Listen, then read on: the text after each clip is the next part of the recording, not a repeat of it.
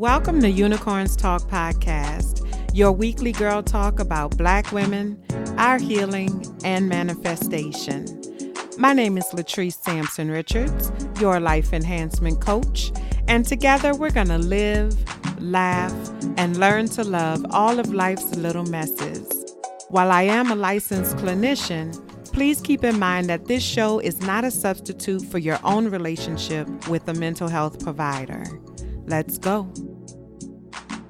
Hey, y'all. Thank you so much for tuning in to Unicorns Talk Podcast. My name is Latrice Sampson Richards. I am your life enhancement coach. And as usual, I'm super excited to be here with y'all today. I have a really good show planned for y'all today. I have a special guest. I'm actually doing a on location interview, so that's a treat. I always get excited when I get a chance to do that. Y'all know I'm in New Orleans right now visiting my family and things. I actually just got here today. I flew in this morning and everything, so I haven't really gotten a chance to get out and see people yet, but I did get to see my niece, and that's great. I had to see both of my nieces actually, so that was awesome and amazing as usual.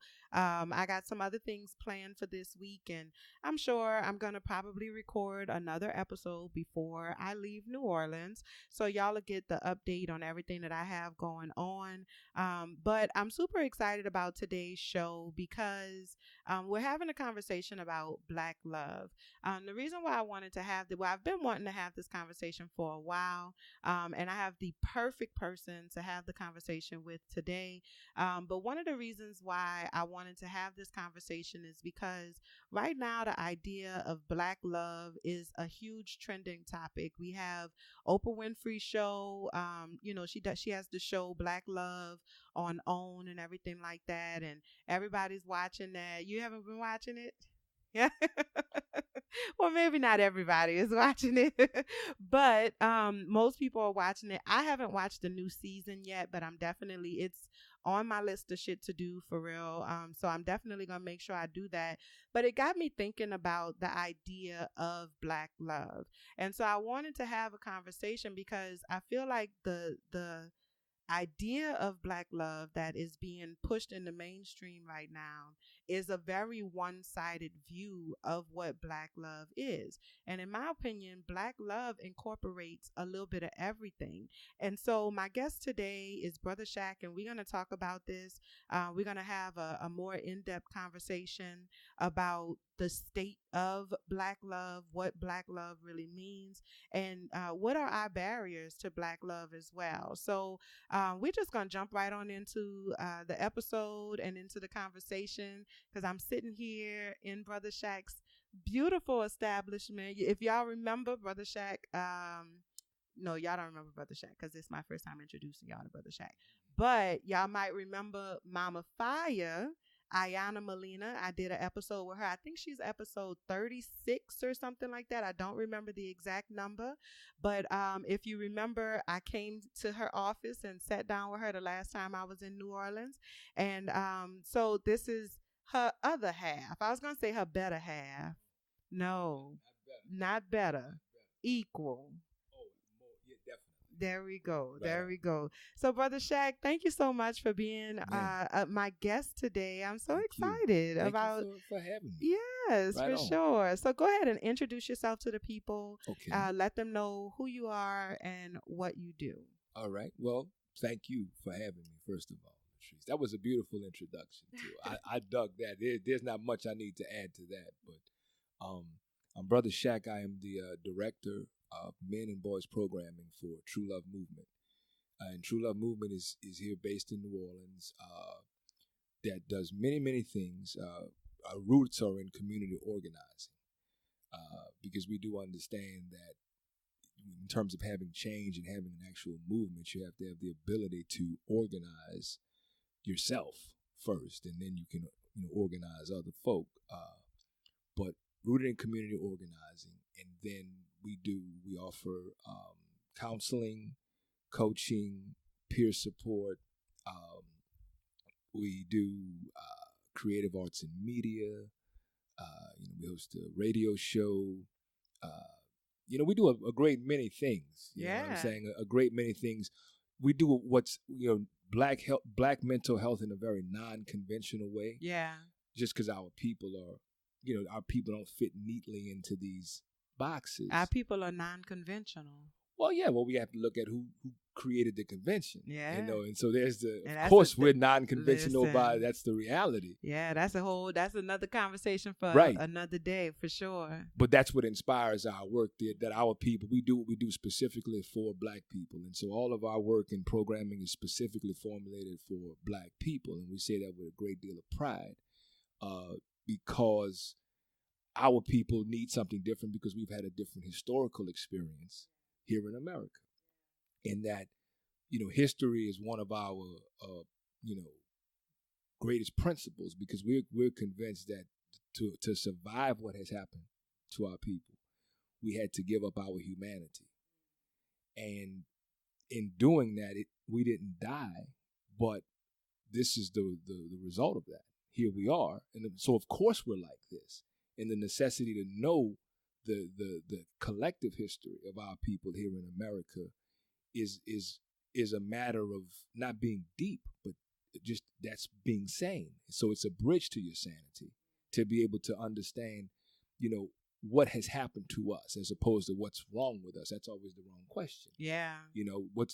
But if you don't know what happened to us, you can only deduce that something is wrong with you or with me or with our people and people who look like us, which then gives you a collective low self-esteem, which shapes your behavior, and of course you're acting like a savage because you've internalized that idea. And so we say that what we're doing is helping our folk get their humanity back, the rehumanization of our people. That's essentially our work. And so we do that with a base in political education. Before we can work on what had happened with you and your mama and your dad and your grandma and all them, we all need to be clear about what happened to us. Yeah. We think that history helps us to gain a real compassion for ourselves and our people. I mean, if you do know the history of how we come to be politically designated as Black, you can't help but have a profound love and compassion for our people, which we think is the base for the work. So we do our work in that vein, as opposed to the white mental health proper, that particular very limited model that essentially says to our people that if you were more like white people, you wouldn't be having the experience that you're having. And so we do something specifically. That's why we do it for us. Yeah, I love that. And I agree with that wholeheartedly. Mm-hmm. My approach is very different than what a lot of my clients are used to as well. And that's right. Even when I was deciding how I'm going to build my business and things like that, I got a lot of pushback from people about specifically indicating that I work with and for Black people. But it weighed heavily on me for a little while because Definitely. On the one hand, green money is green. It don't matter who giving you the money. But then on the other hand, not all money is good money. I don't need all money. And I feel like I have a higher mandate specifically to work with my people. That's right. And so I've learned how to be more unapologetic about that, because that when I tell people all the time, this is what I'm purposed to do. I'm not doing this because I feel like doing it. You know what I'm saying? Like, I don't have a choice. I couldn't not do this if I tried. That's you know right. what I'm right saying? On. So, and that mandate is not only to help all people or like to help people. It is specifically to heal my people. That's right. And I feel that in my spirit. And so, but you put it a lot more eloquently than I ever have. So, but that's one of the things that I really, respect and appreciate about you and Mama Fire, because y'all are very much unapologetic in your approach that this is what we're here to do, and if you don't like it, then you can move around. Right. You don't have to stay around here, and I appreciate that, and I think other people appreciate that too, inside and outside of the community. Right on. And so so I'm really excited. See, y'all can't tell, y'all about to have a good conversation up in here. So if you didn't get your pen and paper yet, y'all know y'all need to go ahead and get your little pen and paper, because we about to have a real deal conversation about some things. Today we are specifically talking about the state of relationships and Black love. It's like I said before, it's a topic that is very trendy right It now. is. Black folk in general is trending right now. Black folk are finally a trending topic. Yes, like that. for real, like worldwide, Black people are trending right now, because I think the world is finally realizing not that we the shit, because they been knew we was the shit. That's why they worked so hard to try to make us believe we wasn't the shit. But I think they're realizing the purchasing power that we have.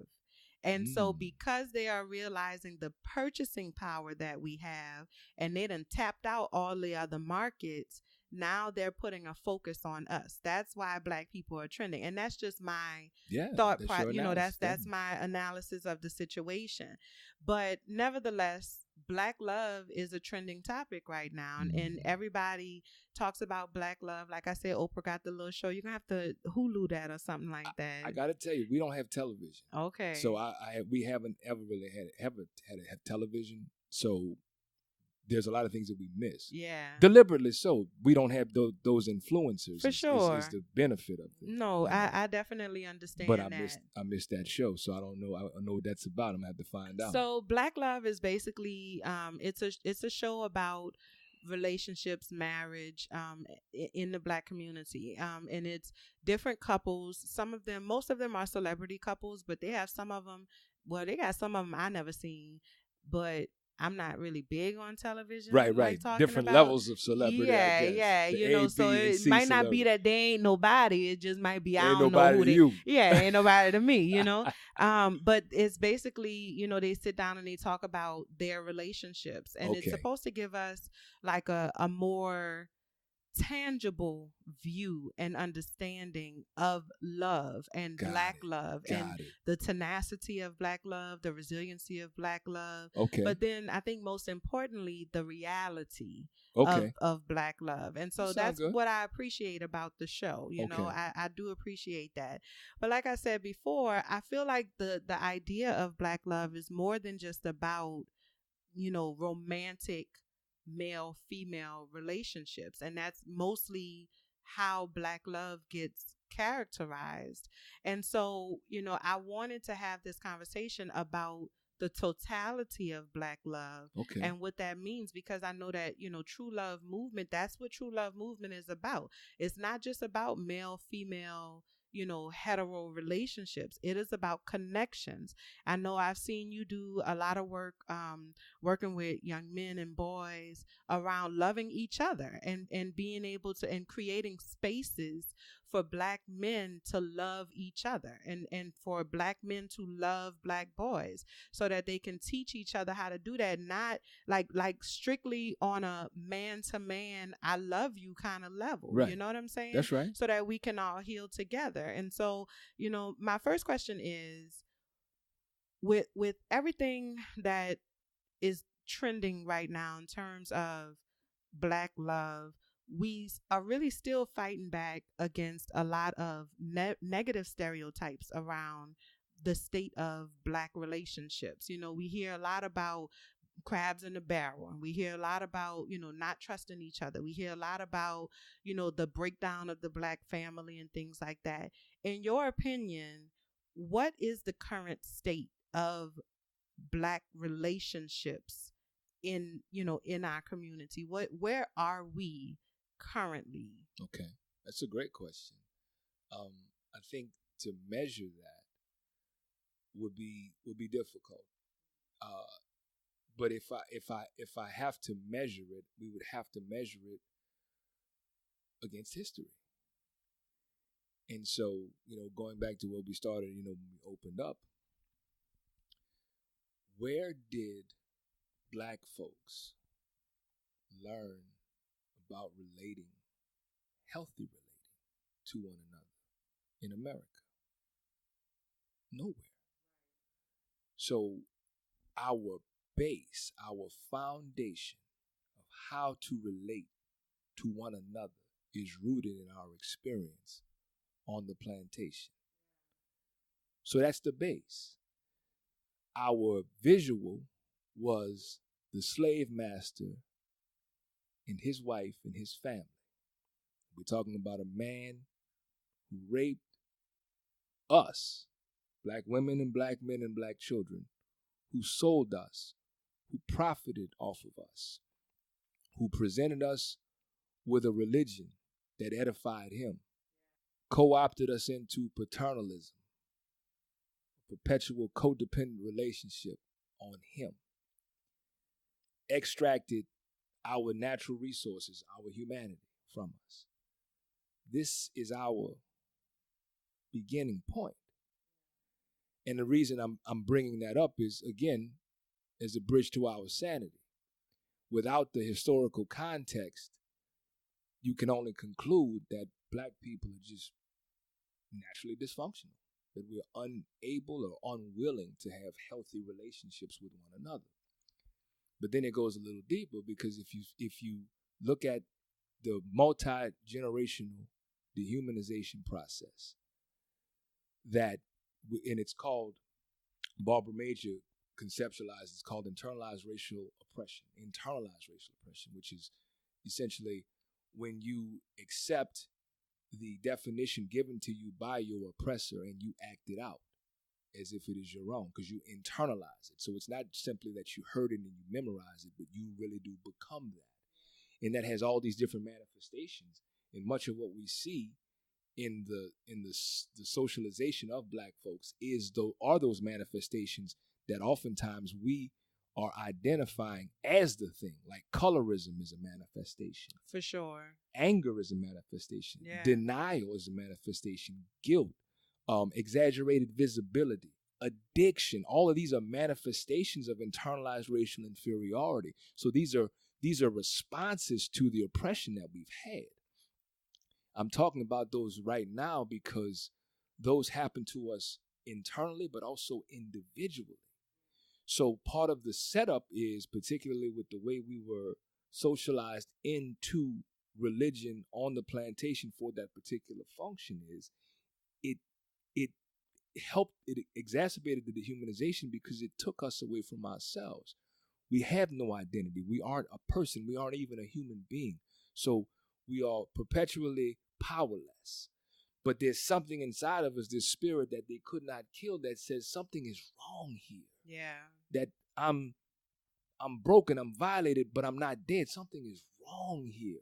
And so to help us with that, they gave us this religion to say that you're nothing. You were born into this horrible condition. They back it up biblically that this is just your lot in life and that you're supposed to serve your master and, be a good slave, and that this is just how it is. And so they gave us this, and we internalized this, and that happened for 249 years. Yeah. For 12 hours a day, but for 24 hours a day, for a lifetime, for every lifetime. So this is normative behavior without any kind of comparison to anything that is healthy. So we have survived that, but that's done in it's caused us to live in that root shock, fight or flight. We're in survival mode all the time. We come up to the sack or the fuck, so we fight, flight, fuck, and that's our experience. Yeah. But there's no healthy relating going on because this is the one we're having with ourselves. So we looking at, you got an uninterrogated, uninvestigated relationship with yourself. Never happened, never cultivated, didn't even know it was a thing to do. So because we're always looking outside of ourselves for power or for influence or for whatever, validation or reaffirmation, we're looking at other folk who are essentially looking for the same thing.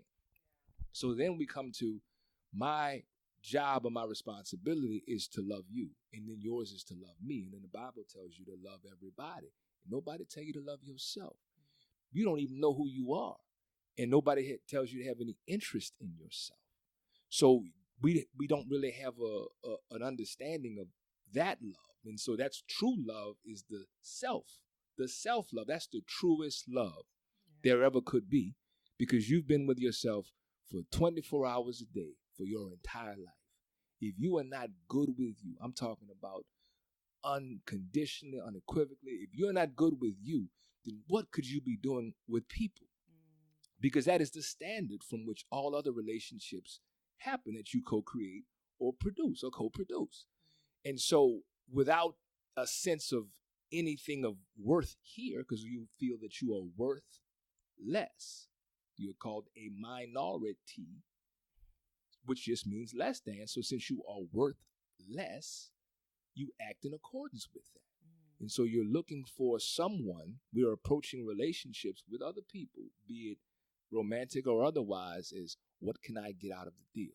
What can I extract? But we were taught that's what you do. Yeah. And that's what Black people are for. They're for the purposes of extraction. They're for the purposes of exploitation. I'm saying all of that to say, when you give it the historical context, how could we love ourselves or ourselves outside of ourselves because of what we've internalized about ourselves, but somebody put that on us? Yeah. In the same way that oppression is on us, imposed upon us. So that's where we're starting. So I'm saying that the state of Black love is what we're experiencing now is the culmination of that. How could it look any different?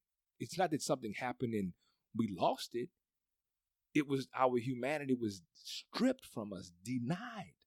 So we don't know collectively who we are. So we certainly don't know individually who we are. So it's very difficult to co-create anything meaningful and healthy without that basic information. I agree 100%. You know, I have a Facebook group, Trust Village, and you know, I talk to my ladies, and it's for Black women, and I talk to my ladies in the group all the time about self-love. And Trust Village is a safe space for healing and manifestation. And it's all about learn how to trust yourself. That's right. And one of the things that I try to drill into them is exactly what you just said.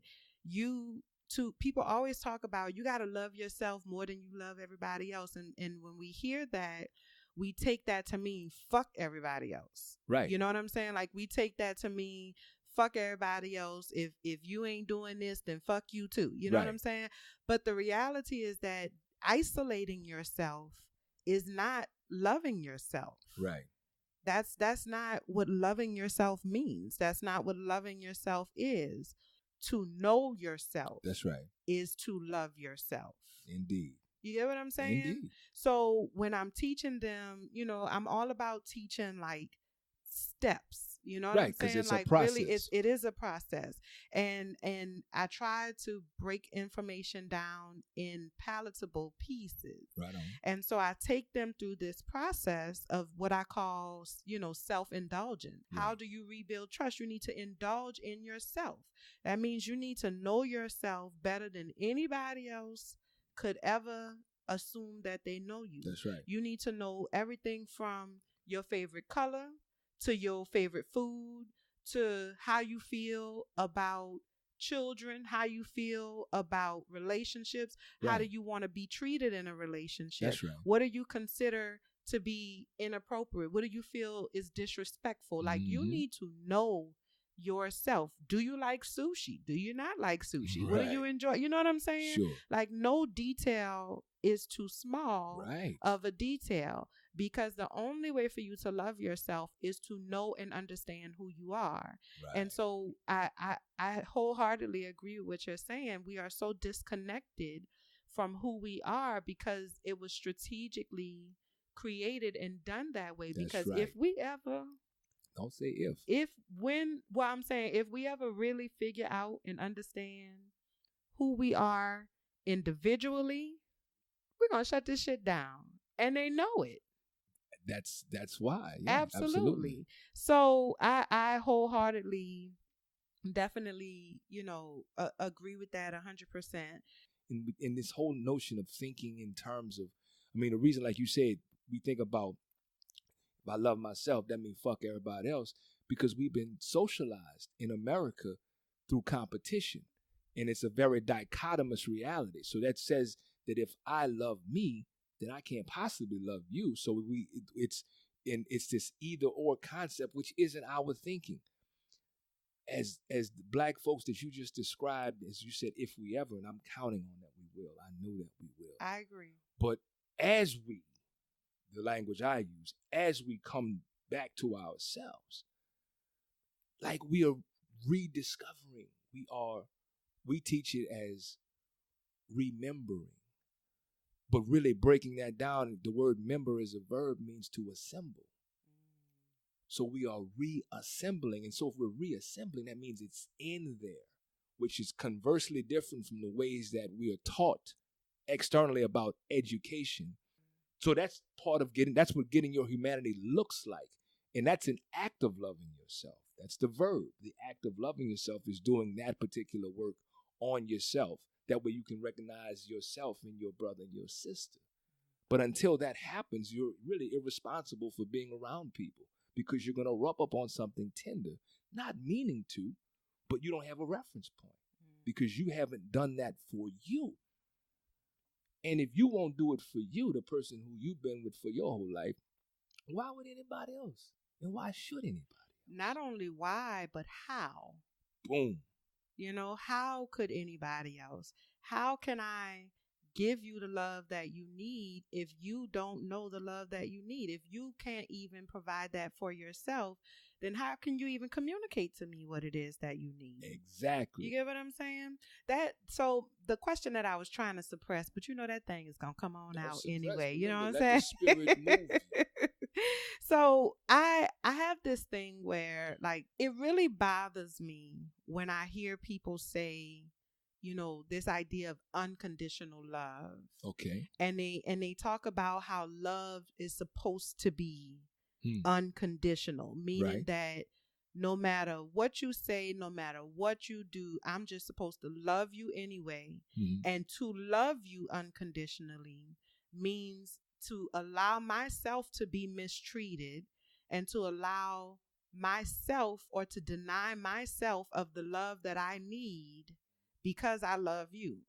Oh, yeah. And that if I'm not allowing you to do whatever you need to do, then that means that I don't love you.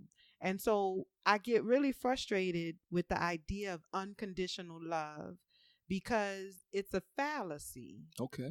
Unconditional is a fallacy. And it's when you put those two words together, I think it creates a very dangerous paradigm because what you're teaching people is that basically you have to martyr yourself in the name of love, that you have to put the love of someone else ahead of the love of self.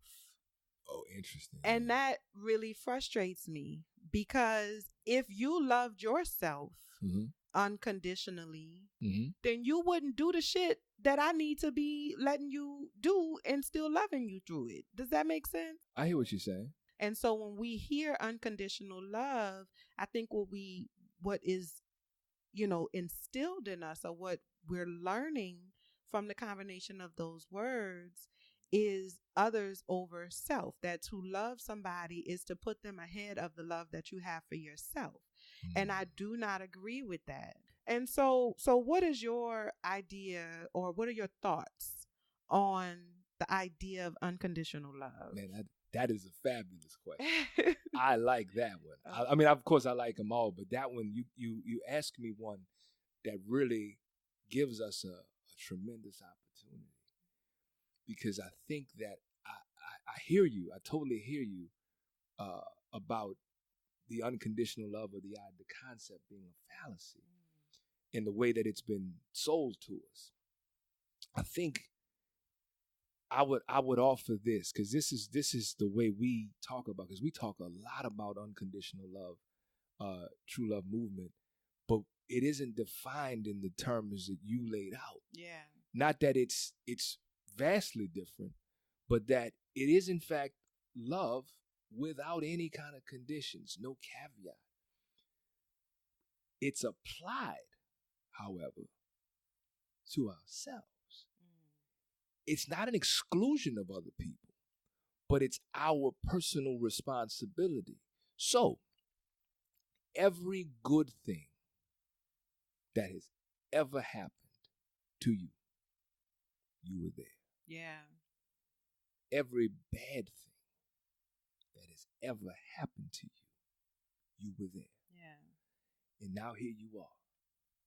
So the thought is, if you do not or cannot love you through every one of those moments, I'm talking about a matter of capacity here, then that's the beginning of where the trouble is. Meaning, I don't love myself through all of those things because I have gotten the sense that something's wrong with me for someone to have done that to me, or for me to have had that experience, and so I'm less than, and so that, what that does is places you at a deficit. You're lacking something. You've decided, based upon your experience, that something is lacking in you. And since something is lacking in you, and this is where you begin, whatever you're missing must be outside of you. And therefore you go searching for that. So you search for that. Yeah. Whatever you think that thing is, by utilizing the relationship that you're having with other people, whether you need them to reaffirm you or whatever the case is. Right. Because you haven't done that for yourself, though. And you've had 24 hours a day for your whole life to do it, but you've decided that you're not lovable in that way. So now that you're out here at a deficit, what you're doing is you're handing the responsibility to love yourself unconditionally over to someone who's also not done that for themselves. Yeah. So then we talked about the conventional thinking becomes, well, my duty and obligation and responsibility is to love you. Yeah. And yours is to love me.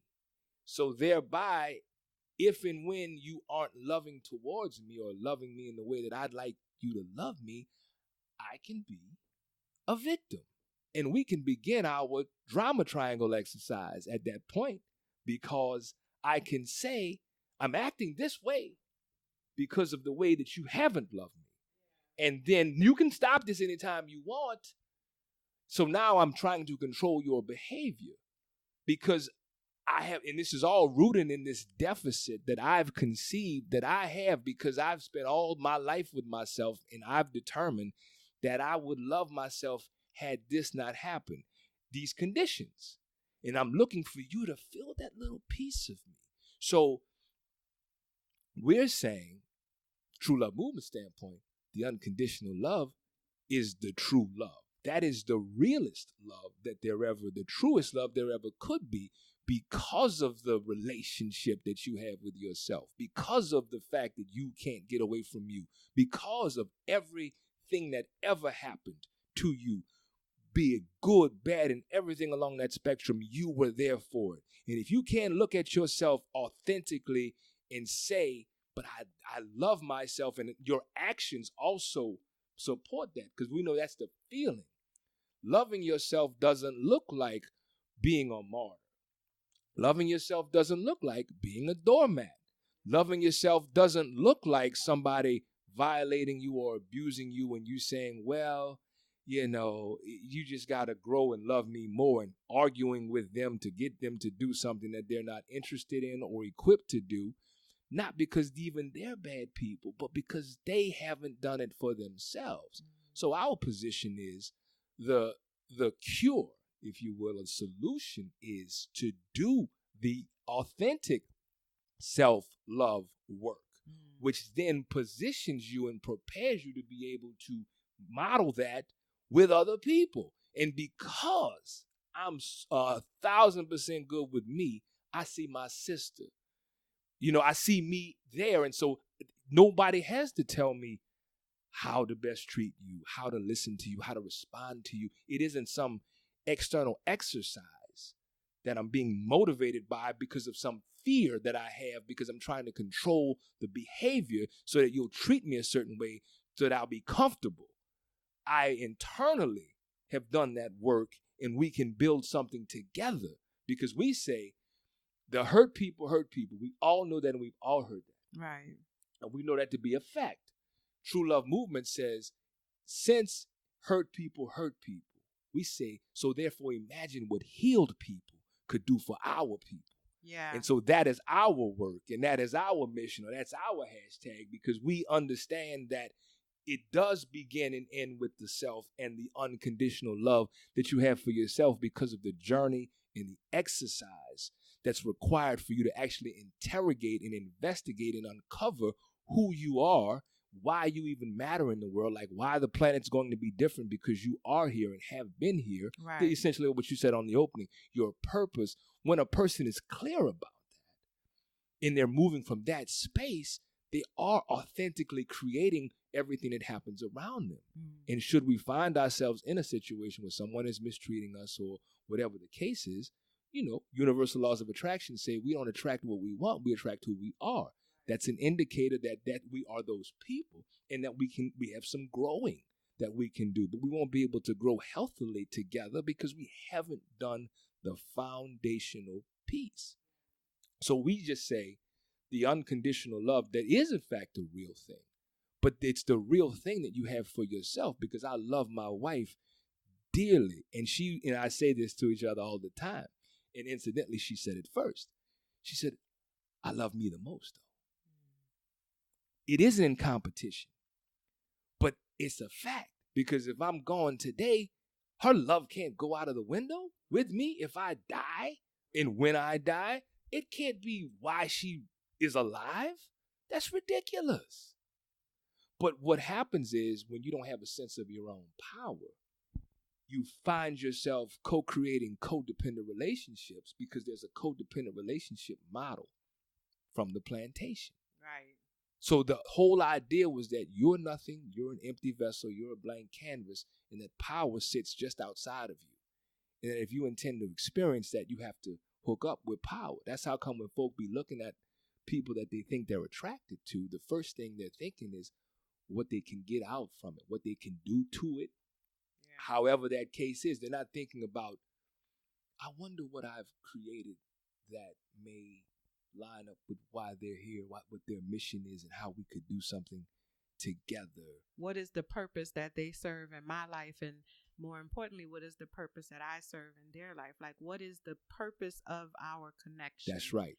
Yeah. And do they know it? Because if they don't, right, then we cannot be collectively working toward anything. Correct. Because we don't have no experience. We don't have no standard of how to do that. I teach my students, this idea of like relationships, and we have these different types of relationships that exist in our lives. Right. I break them down into two groups of people. So you have your core people, and then you have your PRN people.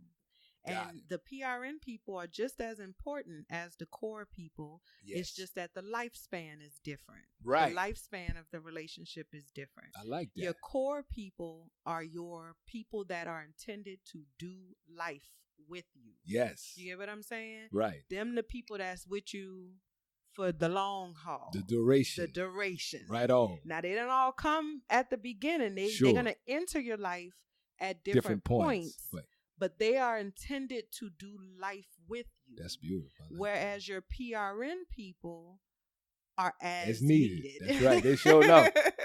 You see what I'm saying? They dip in, they dip out. But that doesn't say anything about, it doesn't speak to their level of importance in your life, because they enter your life for a specific purpose. That's right. And that is just as important as any of the core people that exist in your life, because they have come there specifically to teach you a lesson that you need for you.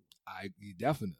Not for the good of others. They teaching you a lesson that you need. That's right. You get what I'm saying? Oh, yeah. And so those PRN people are just as important. But when it's time for them to exit, we need to allow that exit to take place. I think a lot of us that's where we fuck up. You know what I'm saying? Because we be trying to hold on to the PRN people way past their expiration date. Mm-hmm. And it turns sour. Sure. And that's when we start to experience all of this hurt, and like this perpetual kind of hurt, where it's this chronic over and over and over kind of hurt and pain, because you're holding on to somebody who's past their expiration date. You know what I'm saying? So I definitely I'm here for that. All of that. All of what you just said, all of what you just put out there into the atmosphere. Well, I know it was different from what you said. And I wasn't knocking, I wasn't trying to say what you said No, wasn't it. I was that's just giving a different perspective. It is to a see different if it perspective. expands No, it how does. you And it think about did. it. It did, because I had not considered that side of it. And I think that's because anytime that I have heard the concept of unconditional love, it has always been used in the context of others. Right. It has never, ever, ever been used in my experience. realm, my experience. Right. It has never really been used within the context of self-love. And if it was still, it was like it was a bullshit way of like some PBS special kind of shit. You know what I'm saying? Superficial. Like it was very superficial. Right. Very much superficial. So you definitely did, put another layer on there for me and expanded on that. And I have absorbed that, and I'm going to take that and process that. You know what I'm saying? For and within myself, because like I said, it really gets under my skin. Right. I really hate when people talk about this idea of unconditional love. And so that is a different perspective that, I think I can grow from individually as an individual. So I definitely, and you kind of touched on, my next question. Okay. But, we've been talking about all of the preface to how we got to this place, right? In terms of the struggles that we have of self-love and therefore, connecting to each other within the Black community. What do you see as the number one or the biggest threat or barrier to creating healthy relationships in the Black community? What is the thing? If I know there are many things, but what is the thing that if we can individually start to address this thing, then it will start the journey of being able to participate in healthy connections? Man, that's the easy question. Yeah. Because that's the self. Like, meaning, you said, we're bullshitting. People are bullshitting in bullshit relationships. So because we haven't done the real work here, we're not capable of having authentic relationships with other people because we haven't created a personal model for that. Yeah. So that's the real hurdle, that until we are able to cultivate an authentic relationship with ourselves, and that will happen through the unconditionally loving ourselves process, because so much shit has happened to us. It's oftentimes we seem unlovable even to ourselves, but because of the socialization, not because of it's really true. This morning in the shower, I was thinking about, and I don't know if it's biblical because I'm not a Bible scholar. I've read a few and studied, but there were a meme floating around. It has been for years. It says, "I don't look like what I've been through." Yeah. Now, you've seen that. Yeah. Right? Now, I was thinking how deep of a statement that was. It is. And I was thinking of how that resonates with so many of us, that I don't look like what I've been through. But it got me to thinking that is also the place, the actual location, possibly, where we are disassociated and we have been co-opted into superficiality for survival because of the power influence of appearances. Pause for just one moment. Okay. And explain to me and to my listeners, what do you mean by disassociated?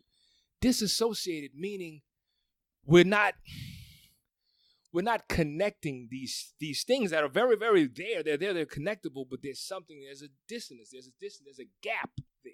Mm-hmm.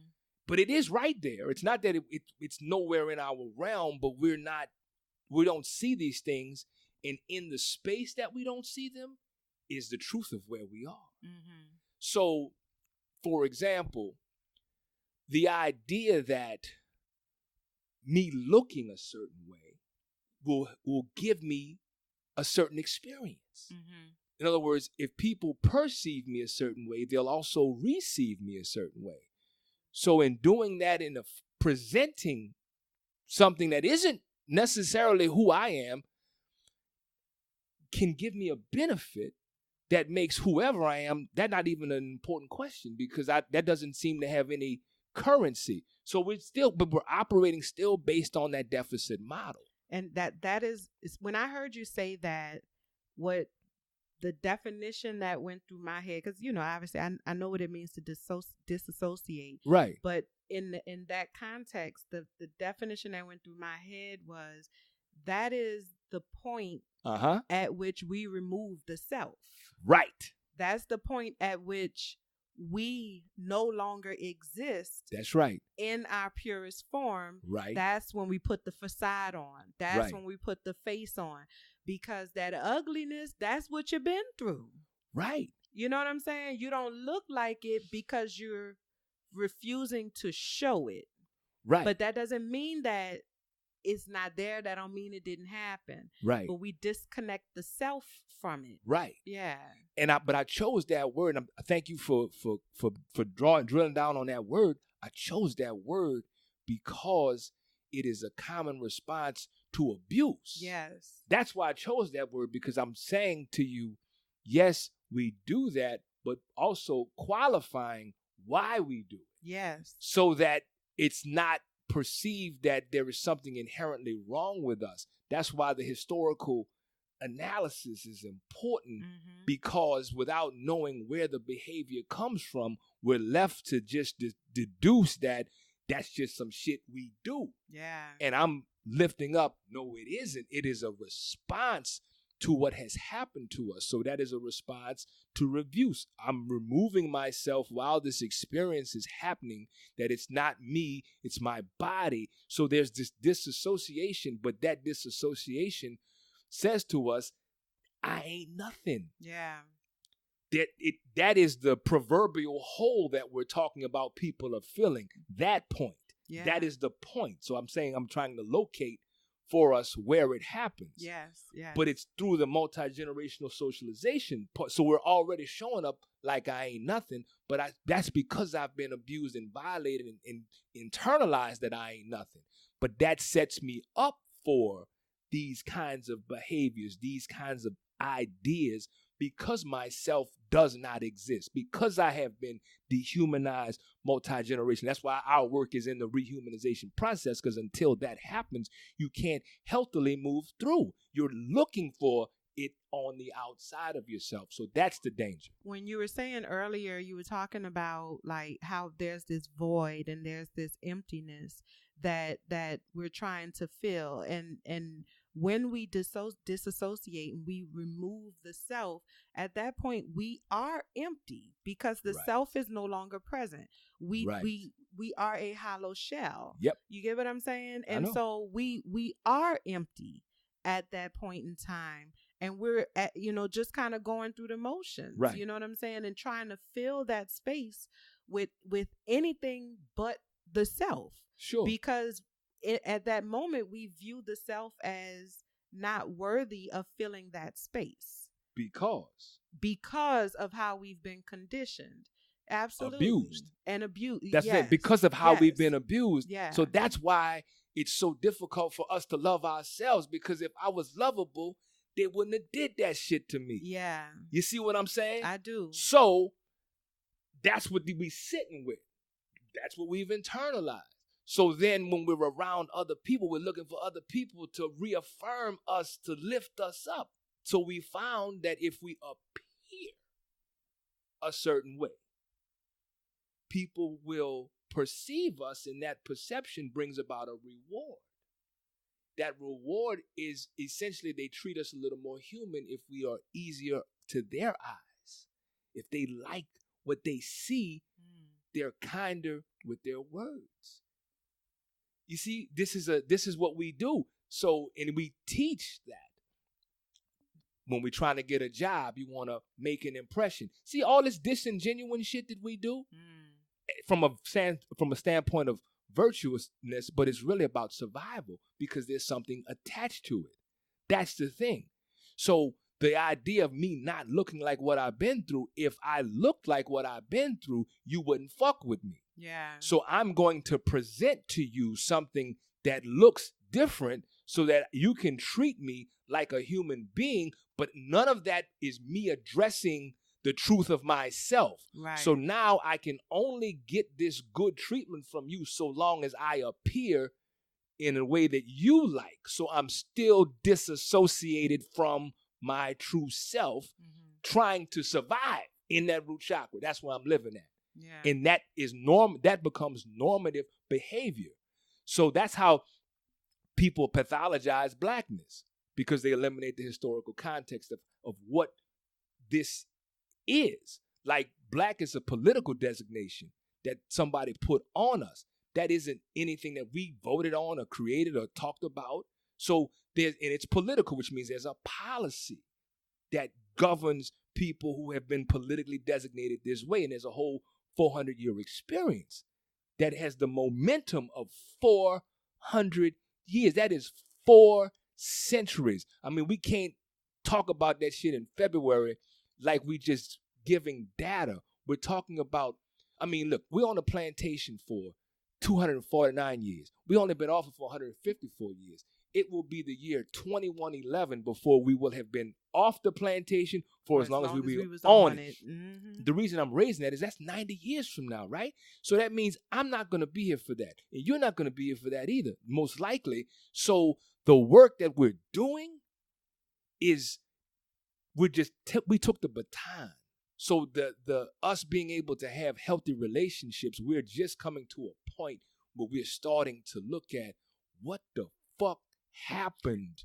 Like, yes. Like we're just coming to, and we still don't have a sense of it because it's permeating in our DNA, and oppression doesn't give us the opportunity to sit with this all day, every day, because we got to keep the lights on. We got to eat. We got to do all this other shit. Yeah. And it's intended so that, because if we could sit with this and struggle through it, we can get a much clearer picture of what happened and exactly the mode in which it happened, and to begin the undoing. Because if it took 400 years to get here, and we like, man, but our people, black people, look, we are like here.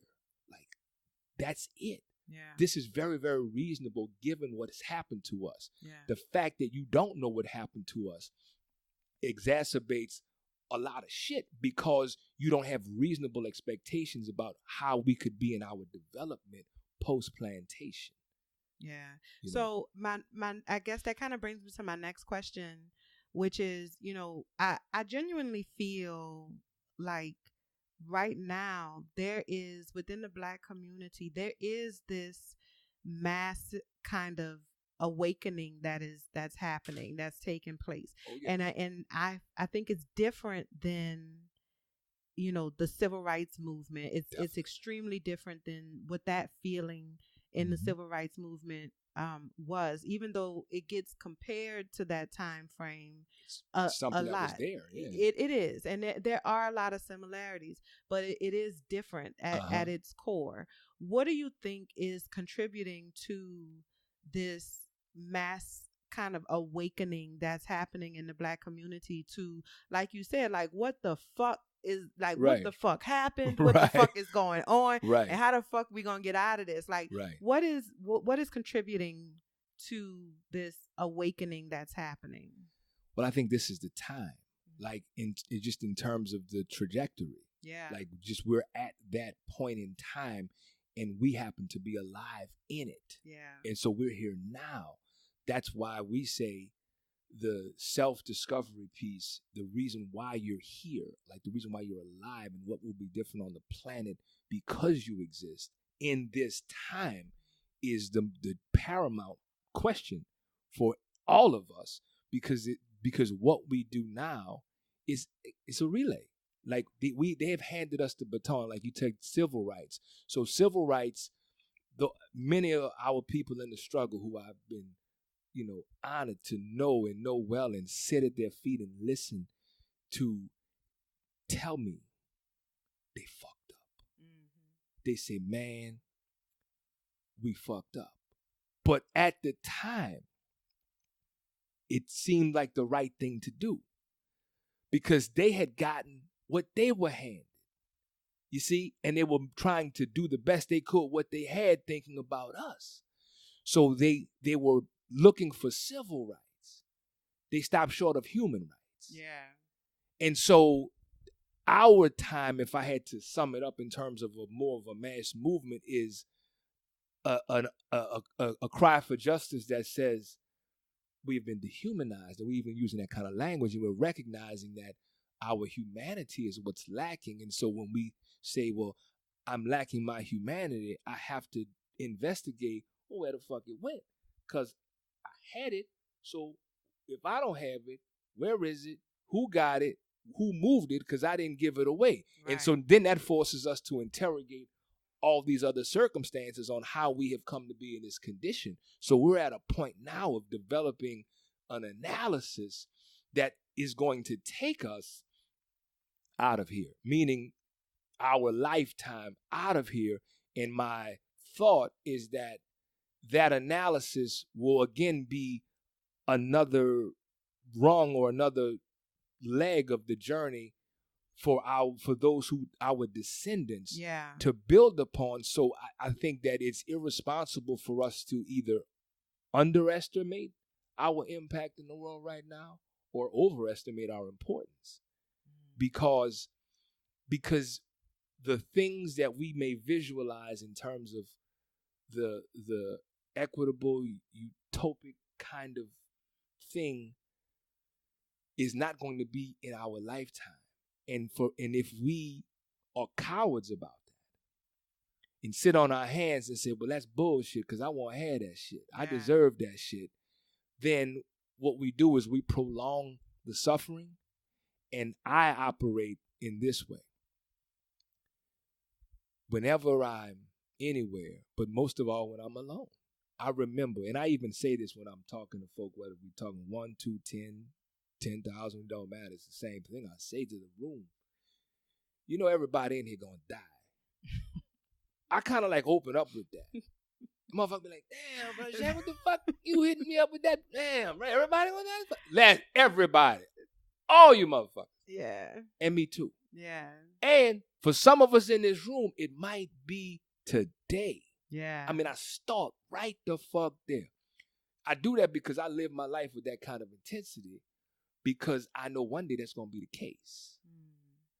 And I say that because whatever I'm doing and saying with you right here, right now, I can live and die with it. See, this is legacy shit right here. Yeah. And I'm in charge of that. Yeah. Just like loving myself, that's my responsibility. That ain't for nobody else.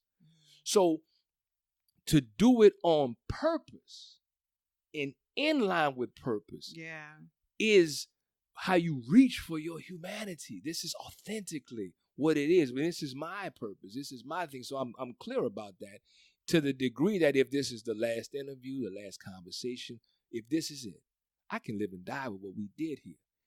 If I do anything less than that, then I am being a coward. Then I am being fake. Then I'm being disingenuous. And then that's irresponsible, because some fucking body is listening. Yeah. Why would I waste the opportunity that none of us will ever get back to bullshit them? I would only do that if I didn't love myself. Thereby I couldn't love them. So I understand, again, not overestimating, our value, but certainly not underestimating our impact. Yeah. You know what I'm saying? I like do. The difference in that level of intention. It was maybe back 2009, really. I came into that space of understanding my power in a way that I hadn't. It was very transformative. And it was part of a process, not an event. It was a process. And the core people that you talked about, Mama Fi talks about those as your concentric circle, had helped usher that in because I called them into my life. And so as I got to that point about, look at how masterfully I had done that. I co-created this experience. I was intentional about it. I need to be intentional. I started talking about that, being intentional. All of my lectures and all that shit was about being intentional. Social media hashtags, being intentional. And I was really in that space, and I saw that because I understood the vibration of that in how it manifested in my own life. That was a sense of my own power. It wasn't ego. It was intention. It was understanding the impact of it. So I saw what I could create, understanding my purpose. It was a responsibility, but it was rooted in me. That was the foundational. And so the idea is, for me, helping folks our people gain a sense of their own power. And I can't do that. And that won't happen until they love and accept themselves fully, authentically, and unconditionally by way of a process, because they didn't come out of that in an event. Yeah. That was also a process, and it was a multi-generational process. So some of the work we do is multi-generational healing that we do with families. Yeah. Because, the previous generation, if they're still alive, there's some things that we need to fix, that they need to fix. Yeah, some mending that needs to happen. For their humanity. Yeah. So that they can gain a sense of their own power, because that's what I'm saying. That's why we're all hurting and re-stimulating that trauma within one another, because we haven't interrogated this. So all of my things essentially start and end here, because I realized that really is the power and where power is. And that power and that orientation isn't something over someone to control them, but rather the potential to be a creative, the potential to create. That's power. The definition of power I like is the ability to define a thing and cause others to accept your definition of that thing as their own. That's power. That's the power that I'm talking about, and we can substitute thing for you. The self. For the self. To define yourself. Yes. And have that definition be accepted by others. Correct. I share my own personal journey with my listeners, with my students. I know, with everything. I heard, You were like you were saying, like that was your journey as well. Like as I grow, that's what I tell my students all the time. As I grow, I'm going to teach you what I'm learning. That's what I'm saying? And I think it's important not only for us to author our own stories. I don't want nobody to come in and try to tell you my story. I want you're going to get my story out of my own mouth. So I share my ups and I share my downs. I have some episodes. Sometimes I come to the mic and I have a show planned out with questions and shit. You know what I'm saying? And then sometimes I come to the mic and I'm like, look, y'all, I just need to talk to y'all today. You know what I'm saying? Because I am in a place where I need to purge. I need to share what was happening in my personal journey. That's right. And you said something a few minutes ago. You said that's not like understanding the power that you harness, and how that power moves through your purpose. That's and right. You said that's not ego.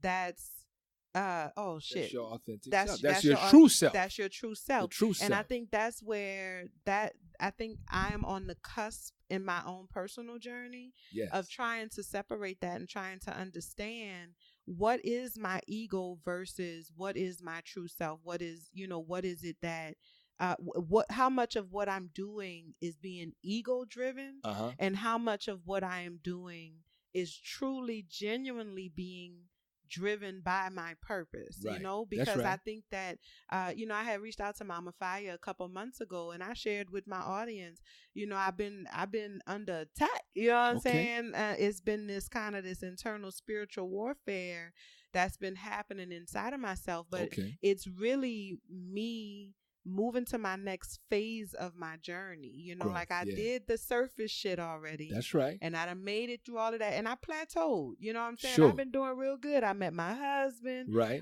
You know what I'm saying? Like Right. based off of the work that I did in round 1. You know Right what I'm on, saying? right on. And so now here we are in round 2, and it's coming hard, you know? Right. And I have been having this internal kind of struggle with trying to figure this step out. You know what I'm saying?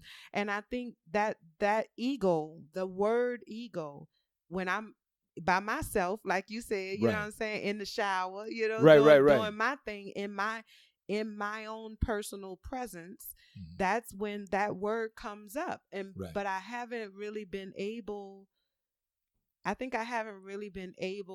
to wrap my head around it. You know what I'm saying? And so that's I think where the work is for me right now at this point in my life.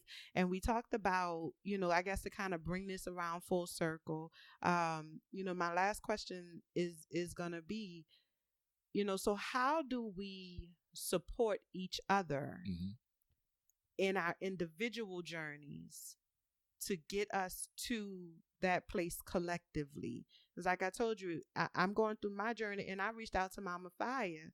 And even though I know it was an inconvenient time for her, I didn't know it at the time. Sure. But I didn't know who else to call. Right. She was the first, like, you know, she was the person that came to my mind. Grateful. And we don't just talk like that. You know what I'm saying? Like, she the homie, but we don't just pick up the phone and call each other like that. You know what I'm saying?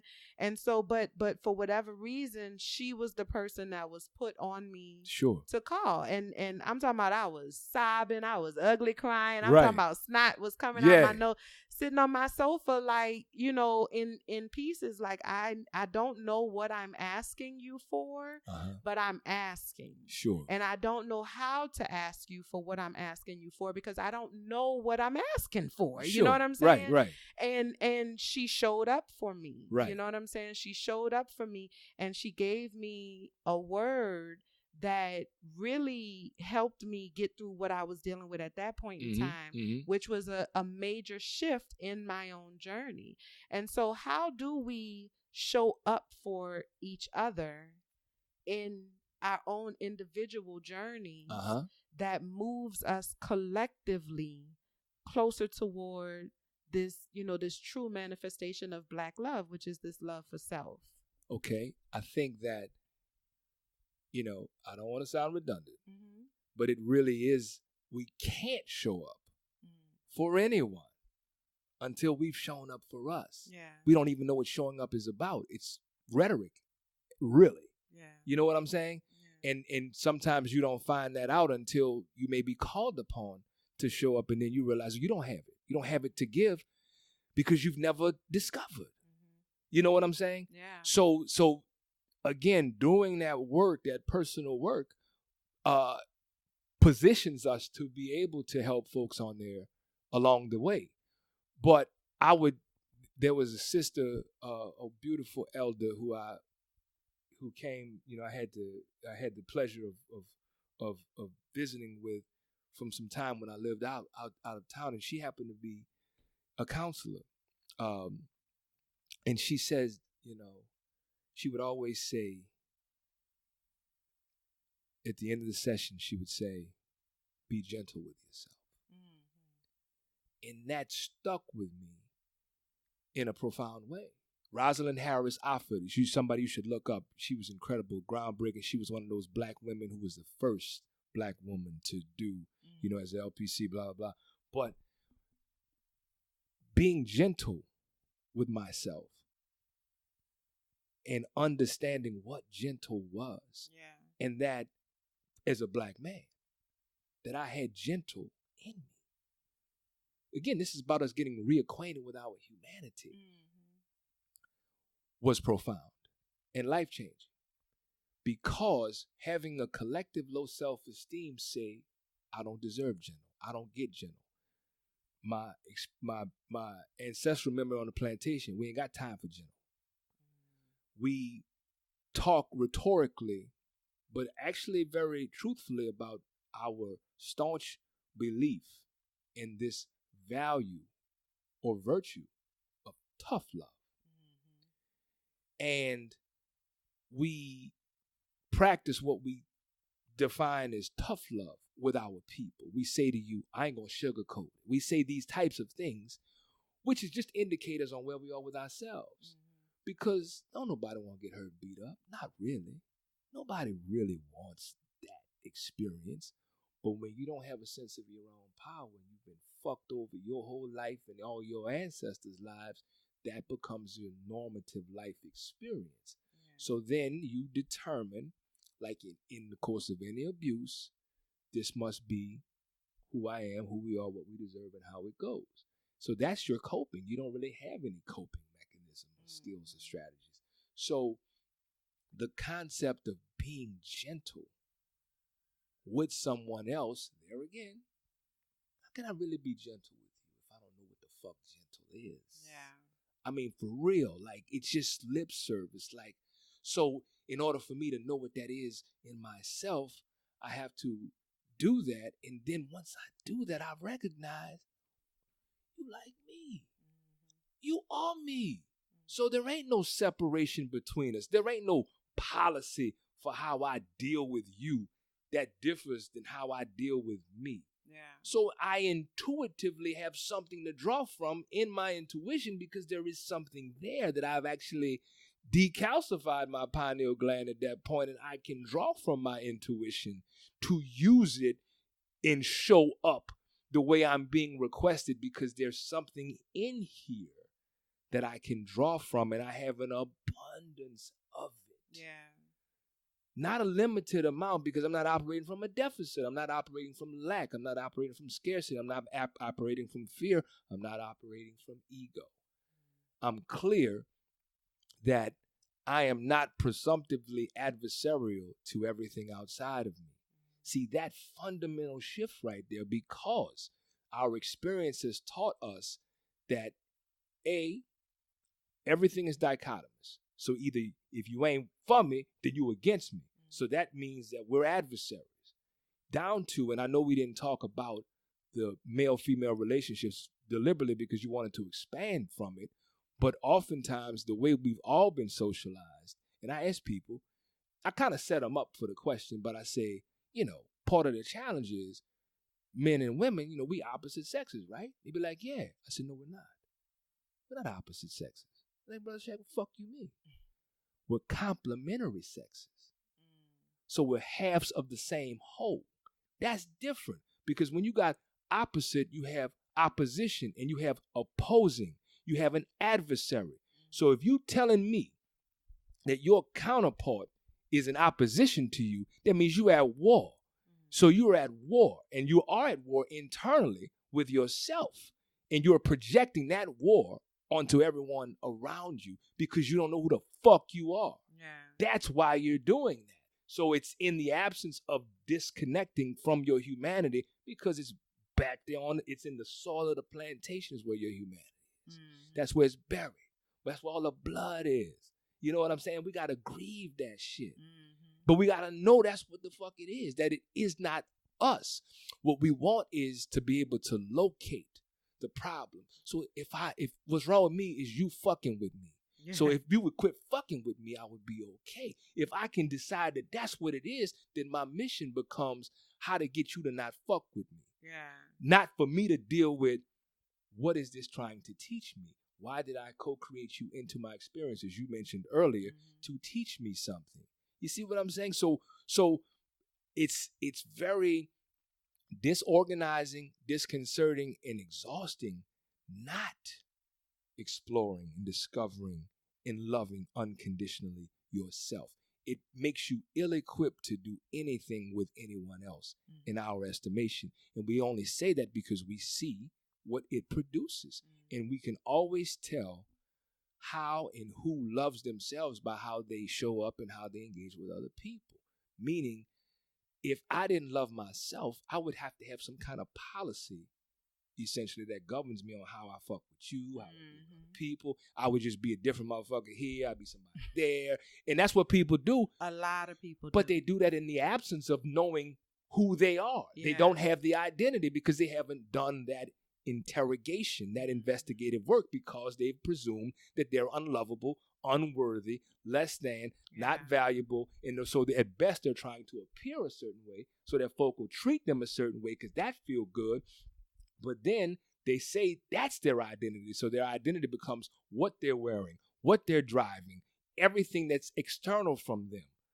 Black people, black children tell us they feel better when they're wearing Gucci. They feel better, like they literally feel better because they have conceptualized and internalized that they are bad. Black is code for bad, just like white is code for good. Because when you tell somebody, oh, I live in a good neighborhood, I mean white people live there.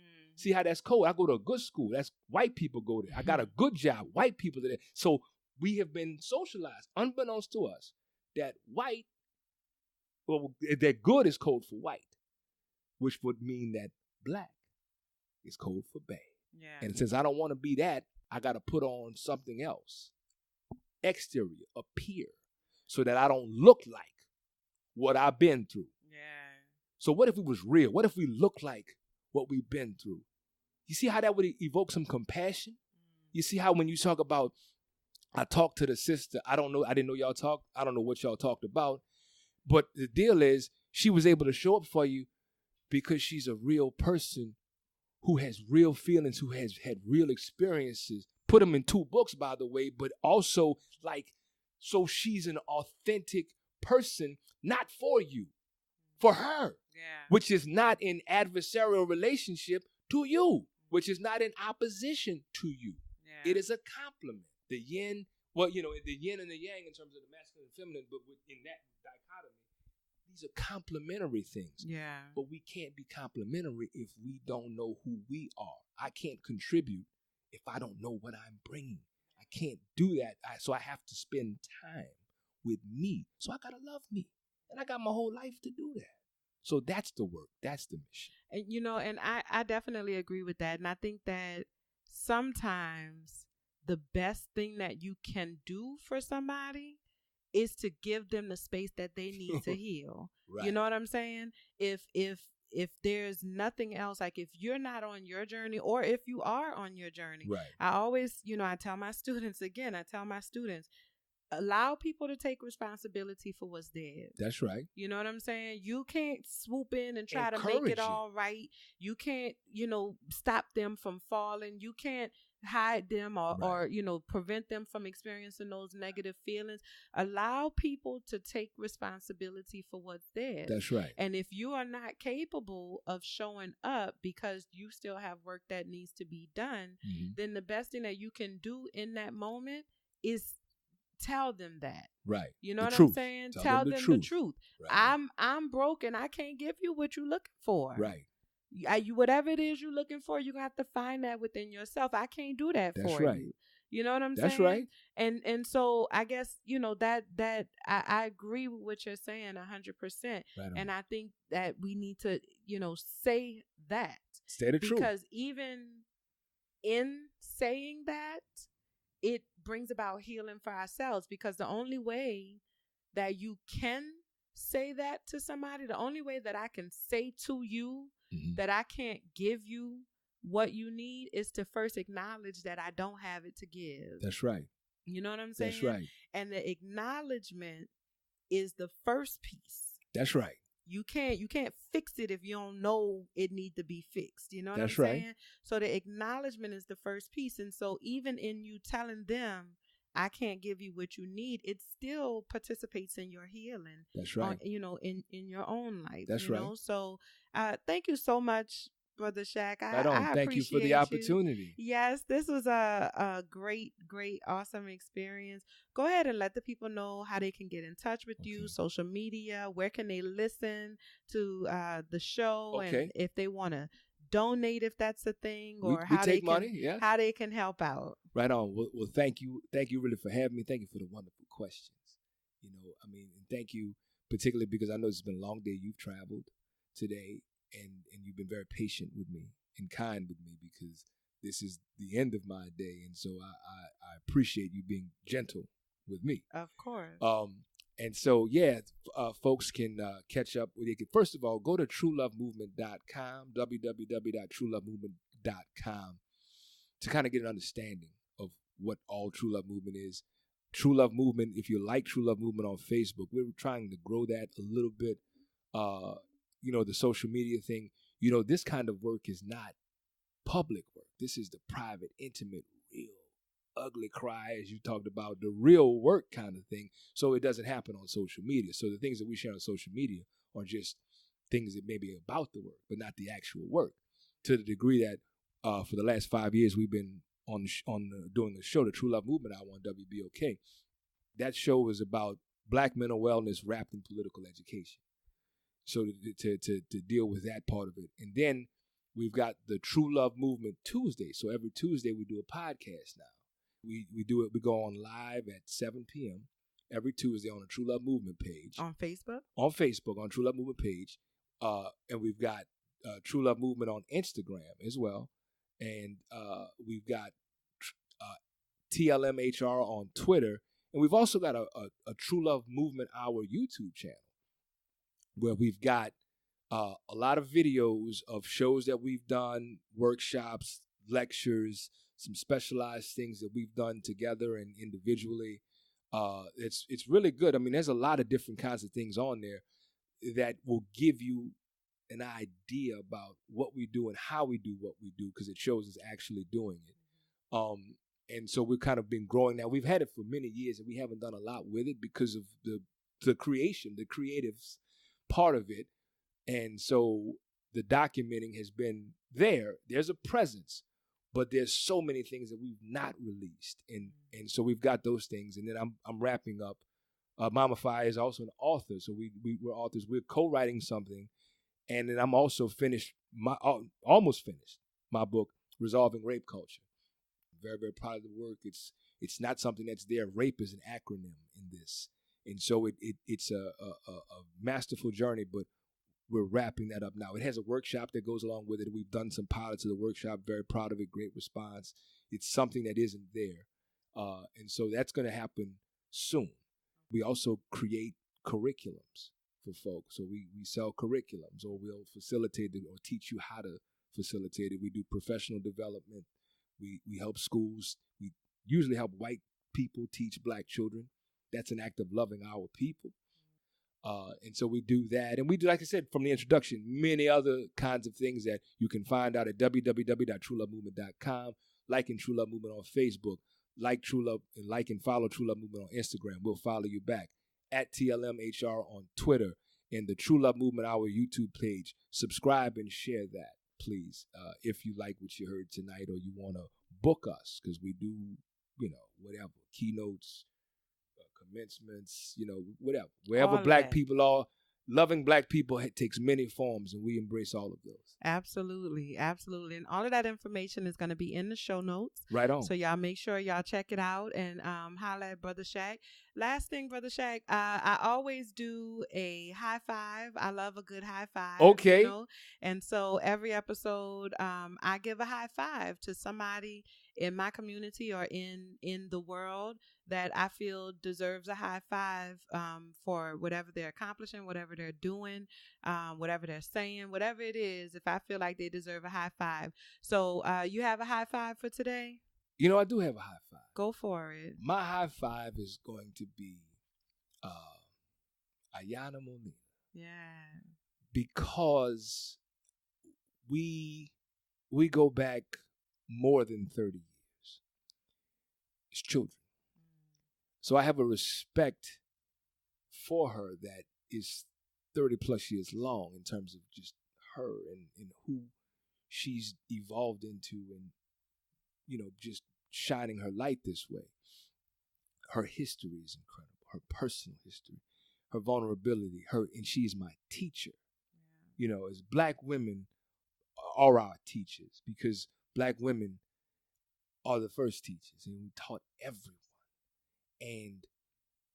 And so I give her my high five, because she has really done something incredible with conceptualizing, visualizing, and actualizing True Love Movement the way that she has.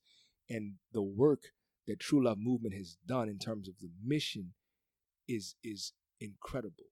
And because most of it's HIPAA protected, I couldn't talk about it in detail. But if you knew like to see the transformation of so many of our people. And many of our people are very vocal about that.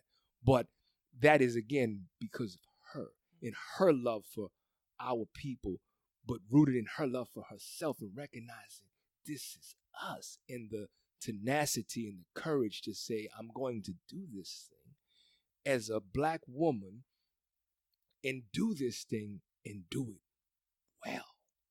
You know, and the inspiration that she has been for me personally and for our family, and the inspiration for great many folks. This woman has made an indelible impression upon the planet, in my estimation, even in very indirect ways, because she supports folks gain a sense of their power, so that they don't have that codependent relationship that we've been socialized in, that they leave here and she removes herself from that experience. It ain't about getting nobody hooked on nothing. It's about them, self-actualization for them. Yeah. And to watch that happen, man, to watch it, to witness it, to experience it, to benefit from it, to be inspired by it, and have a backstage pass and a front row seat is a joy. A real joy to my living. So she is my partner in life and partner in everything, and I love her dearly for that. But again, beyond whatever we have, what the difference that she makes in her existence. Yeah. I'm thankful for her on the planet in this time. Yeah. So she got my high five. Well, and I think that's beautiful. And for those of you who don't know, Ayana Molina is Mama Fire. So y'all have heard us say her name, Fire like Ayana. Y'all have heard us say her name multiple times throughout the episode. That's right. And Ayana Molina is her government name. That's right. That's right. Yeah, that's the government name, and she is all of that. And one of the things that I love about you is the way that you love her. You know what I'm saying? And like you're very unapologetic about that love, and I really appreciate the relationship that y'all have with each other. And I think that's definitely, I think, the personification of #Black love. Oh, right on. That's Black love. Yeah, right like on. That's Black love for real. So I second that high five, which means that Mama Fire gets a high 10. She got today. a big 10. She got a high 10 today. Right on. Yes. Thank you so much, Brother Shaq, for coming on the show and being a part of this. I'm excited about just seeing everything that True Love Movement is doing and continues to do. And if I can help out or be a part of it in any way, shape, form, or fashion, call my number, ring my phone, whatever it is. I'm down for the cause. You know what I'm saying? Whatever it is. We appreciate that. I'm down for the cause. We are part of it. Like I said, True Love Movement is us. It's all of us. It isn't this thing over here. It's us. Yeah. It's just really us for real. Yeah. It really is the collective of us. As they say, in real life. In real life. Right on. All right, y'all. That's all I got for y'all today. Thank you so much for tuning in. I sure do appreciate y'all. Y'all know you definitely go over and join my Facebook group, Trust Village, a safe space for healing and manifestation. Make sure that you head on over to LatriceSampsonRichards.com. Sign up for my newsletter so you can stay up to date on everything that I have going on. Follow me on all of the socials, Facebook and Instagram at Latrice Sampson Richards. And if you have a question or a situation or anything that you want me to personally address, you can send me an email at support@LatriceSampsonRichards.com. And or you could jump up in the DMs or whatever, but don't be coming in my DMs sideways. I told y'all I'm married. So that's all I got for y'all today. I love y'all and I appreciate y'all. Until next time, be well. Bye, y'all.